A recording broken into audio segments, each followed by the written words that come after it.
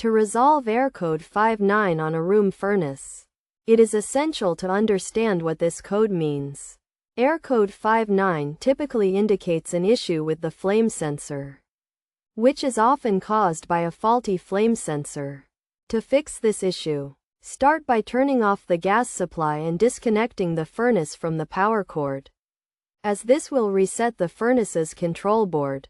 Next, remove the top access panel and use a screwdriver to unthread the screws that hold the flame sensor in place.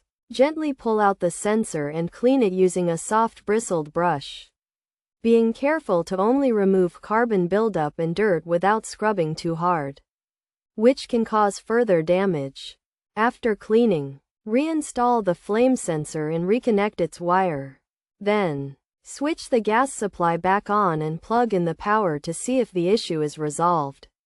If the problem persists, it may be necessary to replace the sensor, which is generally an inexpensive fix.